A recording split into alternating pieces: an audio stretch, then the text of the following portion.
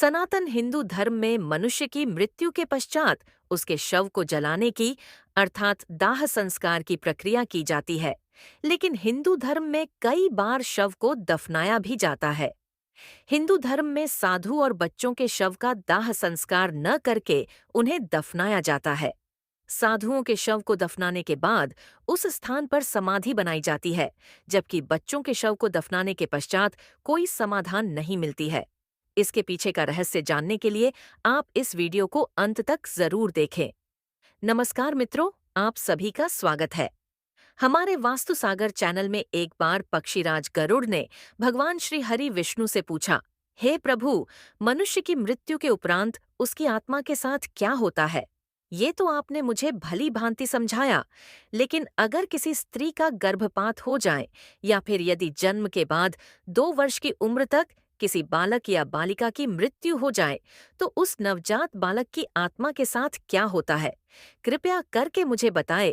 तब भगवान श्री हरि पक्षीराज गरुड़ को संबोधित करते हुए कहते हैं, है पक्षीराज, गरुड़ की प्रकृति का यह नियम है कि जिसका भी जन्म हुआ है उसकी मृत्यु भी निश्चित ही है।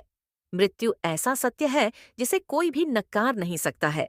मृत्यु निकट आने पर मनुष्य को अपने शरीर का त्याग अवश्य ही करना पड़ता है और शरीर के साथ वह व्यक्ति सभी भौतिक वस्तुओं का भी त्याग कर देता है।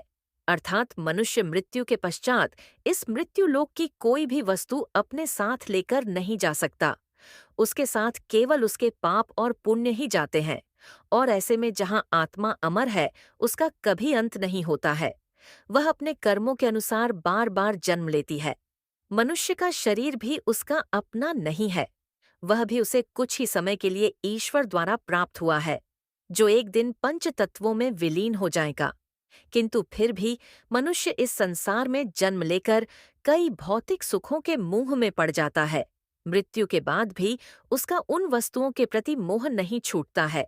और ऐसे में जब तक मनुष्य सांसारिक वस्तुओं का मोह त्याग करके संपूर्ण रूप से ईश्वर को अपना नहीं लेता, तब तक वह अलग अलग योनियों में जन्म लेकर पृथ्वी लोक पर ही भटकता रहता है।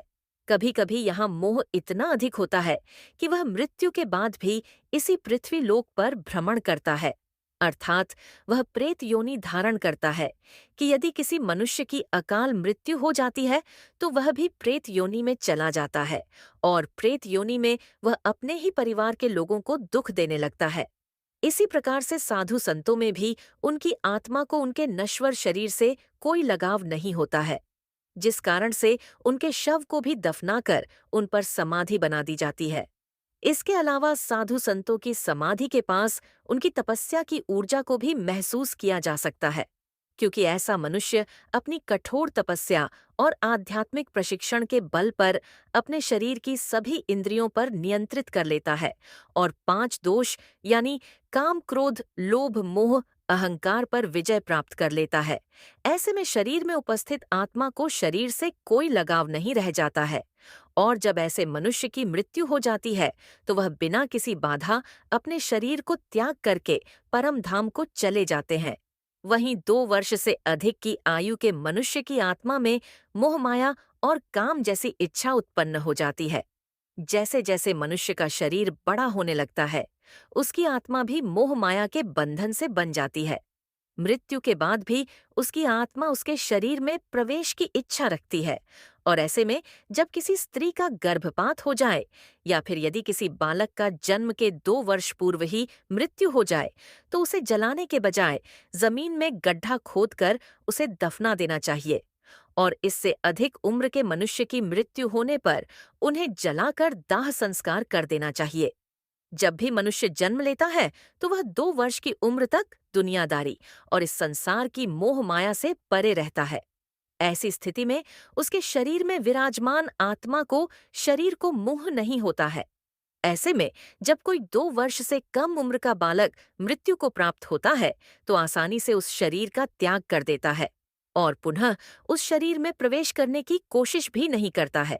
जबकि मनुष्य जैसे जैसे बड़ा होते जाता है और मोह माया में बंधा जाता है, ठीक वैसे वैसे शरीर में मौजूद आत्मा को शरीर से मौत होने लगता है।